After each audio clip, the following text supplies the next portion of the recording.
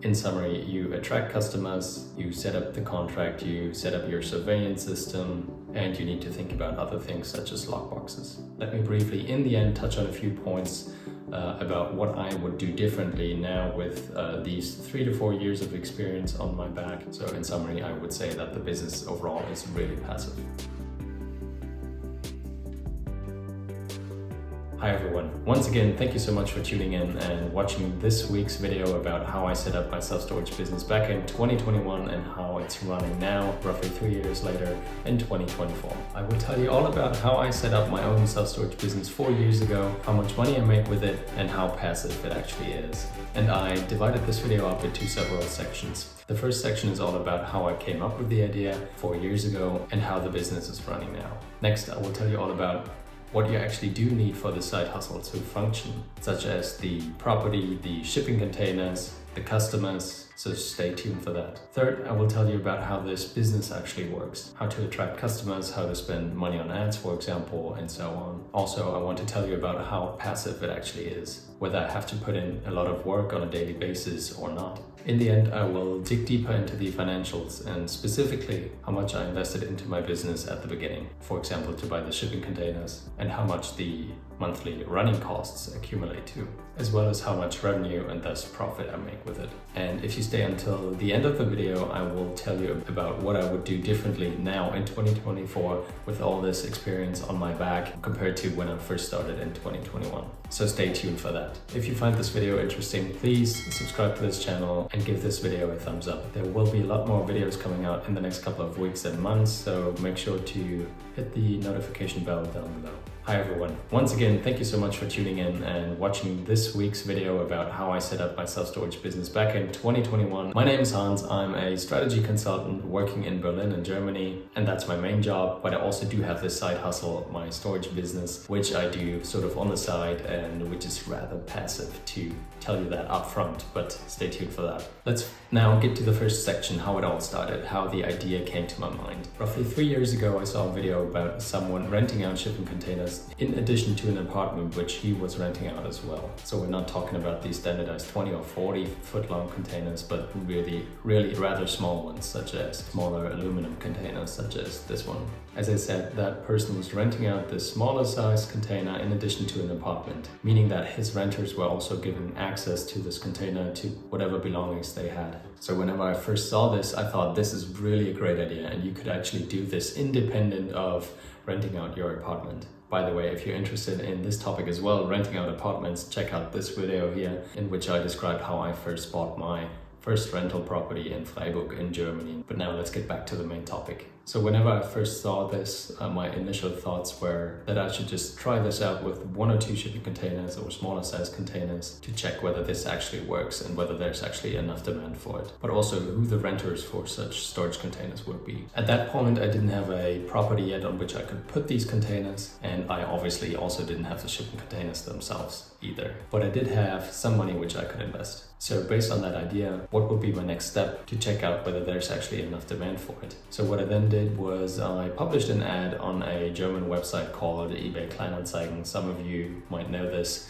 It's basically the German equivalent to the American Craigslist, but not as shady, don't worry. In this ad, I described that I would have storage space available for people to rent out, and this is precisely what the ad looked like. I also made clear that it would be a shipping container, not some sort of basement, and that the container would be accessible at any time. Specifically, I wrote that it would be a 20-foot long shipping container, so the standard-sized one, and that people could rent it out back in the days for 90 euros a month. So I did that just to check whether there's actually enough demand in my area specifically. Next, I obviously needed a property in which I could then put these containers. I have previously worked for a construction firm in my area, and I therefore knew the owner of the firm quite well. I also knew that he had a larger property, not a crazy large property, but a rather decent sized property, and that he usually has some space which he's just not using using. I then contacted him and asked him whether he would be alright with me putting a few of these shipping containers on his property, and we negotiated what he would get out of this, a bit of money, and I think back then like 15 euros per container per month only, and that's really how it all started off. Now let's talk about where and from whom you can actually buy shipping containers. And there are basically two options. One option is to buy the shipping container from a dealer, and maybe there is a dealer in your area. For example, just look for one on Craigslist or Google. However, you gotta note that usually these containers are more expensive if you buy them from a dealer compared to some sort of private individual who just wants to get rid of his or her container. And that's option number two, getting or sourcing your containers from a private individual. And how you find this private individual who wants to sell his or her shipping container is that you go to a website just like Craigslist, for example, and oftentimes farmers or construction firms will sell them on websites like this. At least that's the case here in Germany. And if you then buy it straight from the private seller, meaning there's no middleman involved here, you can get the 20-foot containers for anywhere between like 700-800 euros up to 2,500 euros, depending on their location, depending on their exact condition, so that really differentiates a lot. However, I'd say the average price should be between 1,000 and maybe 1,500 euros per 20-foot shipping container. However, if you buy one straight from the dealer, you pay at least 2,500 euros, and that does not include taxes and shipment as well. And over the long term, I actually pursued both options. I bought shipping containers, a bunch of them actually, from the German website eBay Kleinanzeigen, the American equivalent to Craigslist, but also from dealers. And that's what I did back in 2021 whenever I first started off with my business. I bought the first 2 shipping containers from a dealer, and back then, due to the economic decline in 2021, which occurred due to the outbreak of a certain disease, I'm not going to name it here, I got them really cheap for less than 1,500 euros each, which is really a good price. And that is how my storage container business started out. So as I told you before, I published an ad on the German website. So after I did that, I really got a lot of responses from potential customers who were interested in renting out this storage container. And that's also when I knew that there's so much demand for it. So after having bought these shipping containers, I got them delivered and I started renting them out to people in my area, mostly families who are moving to a different place, or small firms who just need some space to put their materials in. And after a couple of months, I started adding more and more of these containers. And not only these 20-foot long containers, the standard sized ones, but also smaller ones such as this one, and also larger ones such as this one. Next, let's have a look at what you actually need for this business to function. As I said before, you obviously do need a property, you do need the shipping containers, but there are also other things which you do need to have and potentially buy to set up your business. I now myself lease 2 properties in my area. One of the sites is the one I talked about earlier, and then I also found another property on the German website, and someone just posted an ad in which he described that he's just renting out space on his property. Next to having a property, you obviously do need the containers, as mentioned before. And you can buy them either from a dealer or from a private individual. Then you obviously do need the customers. Therefore, just do some research in advance and check whether there's actually enough demand in your area. And as I've noticed over the past years here in southern Germany, the demand for storage space is really, and I mean that really high. And in the past years, I've not had a single vacancy, as there are just too many people or firms looking for storage space. So that's it. In summary, you do need a property, you need a container, you need the customers. And that makes sense, right? And now you might be thinking, okay, but how does this actually work? And that's an excellent question. So let's start off at the beginning again. We publish ads on a website just like eBay Kleinanzeigen or Craigslist in the US to find customers. Also, when you have been doing this for a while and you had accumulated more and more shipping containers and thus customers, the word of mouth also spreads. And then potentially you don't even have to publish ads anymore. Potential customers just send you a text and ask whether you do have storage space available. And this happened to me quite a few times. Next, you also obviously do need a contract with your customers. This whole process needs to be legally correct, which means that you do need to set the terms and conditions in a contract, such as this one. And if you want to know what the content of such contract must entail, check out this video in which I tell you all about what the contract looks like and how I usually find suitable terms and conditions for my storage business. Within the contract, you specify that you rent out the container for a limited or unlimited period of time. You set the exact rent which the renters have to pay, and other things such as cancellation policies within a specified amount of time. So after having talked about how you attract the customers, set up the contract, you also need to think about other rather operative tasks you have to take care of. For example, you will need locks to seal the container doors, you will need a surveillance system. For example, I always like to know who walks around my property and who's maybe even putting stuff into their shipping container. Therefore, a key aspect is also safety on the property itself. And that is why I installed several cameras on the properties which I have, so that I can constantly have a look at them at any time and from any location, as long as I have internet. Also, when you start renting out the containers, I recommend that you buy these smaller lock boxes over here, in which you can then put the keys of the container, you close the lock, and then the new renters can, for example, pick them up whenever they want to. And for this, you just give them the code for the lockbox. Also, whenever an existing renter terminates the contract, he or she can just put his or her key into the lockbox, and the new renter can just come, type in the code, and get the keys from the lockbox again. And I do have one of these lockboxes for each of my properties. And another advantage is that if you do have these lockboxes, you basically never have to go to the property to just hand someone the keys. In summary, you attract customers, you set up the contract, you set up your surveillance system, and you need to think about other things such as lockboxes. Now let's talk about how this business can be scaled. If you do want to make a higher revenue or more profit, there are basically two options. You can either increase the price of your rent, or you just get more shipping containers. And that is why eventually you will need a larger site or property to put more containers on. And what I have noticed over the past years is that this is basically the main bottleneck: getting a property, or expanding your property, or finding new ones. It's difficult to find properties which are not too big. I oftentimes find properties which are like 2,000 square meters, which is just way too much, because in my case, I only need like 500 to like 1,000 square meters, and that would be totally fine. But it's really difficult to find properties with this smaller size, and so that they're not too expensive. But this is also subject to another video. Next, let's talk about how passive this revenue stream or business actually is. Once you have the property and once the shipping containers have been sent to you and delivered, I'd say that the business overall is really passive, as the customers usually rent out the shipping containers for at least a year, and sometimes even way longer than that.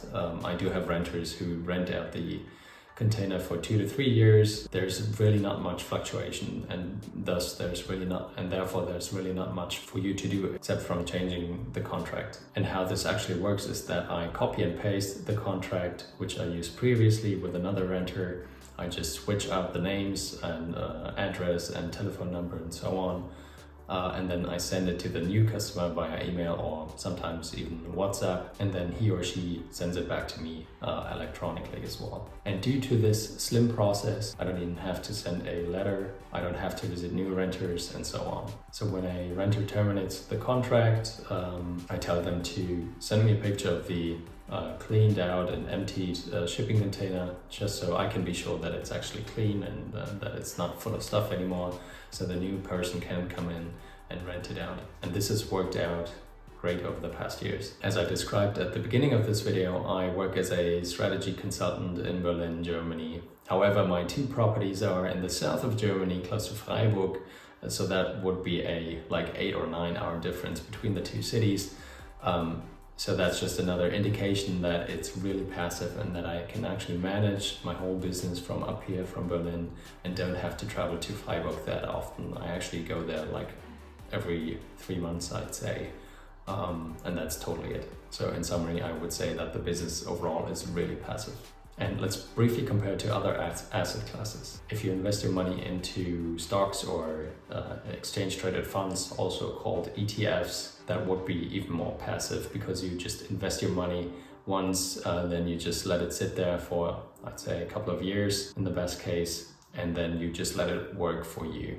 But you don't have to buy any materials, you don't have to buy any shipping containers and so on. You get the message, right? So in that respect, ETFs would obviously be more passive. However, I also like to compare this business to owning real estate. Similarly, you also need to find renters, you are in touch with them every now and then, and they also stay in your apartment or even house house for a longer period of time, for several years usually, and that is exactly the case with the shipping containers as well. However, your return on investment, the ROI on your shipping containers, is way higher, and I would say it's even less riskier compared to real estate. And believe me, as I now own more than 6 rental properties in the south of Germany, I know what I'm talking about. I think, at least, for example, I usually do have a return on investment of like 50% on my storage containers, and if I compare that to my real estate KPIs, they're not even close, I'd say. So overall, compared to real estate, your shipping container business is much more profitable and I'd say even less risky. But in the end, let's now have a look at the financials. Let's elaborate on how much money I put in, to which level my monthly costs accumulate to, and how much money, meaning profit, I actually made. First, let's have a look at the investments. Over the past 3 to 4 years, I spent roughly 35,000 euros on the shipping containers, locks, lock boxes, surveillance cameras, and so on. Next, let's have a look at the recurring costs. As I said, I do have 2 properties on which I rent out my shipping containers. For these, I obviously do need to pay rent or some sort of lease money. On that one property, I do have 12 shipping containers. I pay 340 euros, I think, per month, or a bit more than 4,000 euros per year. And on the other property, I have around 20 containers, larger and smaller ones, and I pay 125 euros per month for the lease, or 1,500 euros per year. So overall, my costs for the 2 properties add up to roughly 5.5 thousand euros per year. And now let's get to the fun part. Let's talk about how much money or revenue I'm actually making with it. So for the standard 20-foot shipping containers, such as this one, I usually charge anywhere between 100 and 130 euros per month. Depends on their exact condition, but that's what I have been doing in the past years. If it's a smaller container, such as this one, I usually charge 70 euros per month. And then I also have one 40-foot long container, which is this one here, for which I charge 150 euros. And if I now add that up for all of my shipping containers, as I said before, I have roughly 30 of them now. You notice that I make roughly 1,900 euros per month with my business, or roughly 22,000 per year. And if you now deduct the costs from the revenue, I make around 16,000 in profit per year. Wow. In addition, I do have tax benefits from depreciation of the shipping containers, which are not even included in this calculation. However, that would be subject to another video, as this would make it way more complex. It should also be said that I do have 2 companies which operate like this at the moment. One of these 2 companies is in partnership with a friend of mine, so I don't get the whole profit, only half of it. But in the end, making almost 25,000 a year with shipping containers and with not putting much work in is really a great investment and a great business to have. Now, since I'm doing this video in 2024 and I have been recording a video like this in 2021 whenever I first started out, let me briefly in the end touch on a few points about what I would do differently now with these 3 to 4 years of experience on my back. So let's briefly talk about these points. First, I would way earlier try to buy my own property and not just look for rental properties on which I can then put my containers and for which I do have to pay rent. With this, I could pay off my mortgage while also making money with the containers. And I would probably also save money due to tax benefits. Second, when it comes to the containers themselves, I would not buy the 40-foot long shipping containers. Again, I've only bought one in the past couple of years, and I would stick to that, or actually not even buy one at all, because the transportation costs are just way too heavy or way too high. For example, you need a really large crane such as this one, and I mean it, to move around the shipping container. If you want to sell the container again, you then have to order one of these expensive cranes again, and well, that's just a lot of work and too expensive. Also, the renters prefer smaller containers, which makes sense, because why would you need a 40-foot long shipping container to store your stuff in? And that is actually it. I don't regret having started the business at all, and after all, I wouldn't do that much different, to be honest. And that's it. Alright guys, that's the end of this week's video. If you're interested in this topic and how my other investments work, check out this video over here. Also, if you found this video helpful, make sure to hit the like button below. Also, if you're thinking about setting up your own self-storage business, then leave a comment down below. Ask any question you might have on this topic, and I'd be happy to get back to you as soon as possible. Thanks for watching the video, and see you guys soon. Take care. Bye.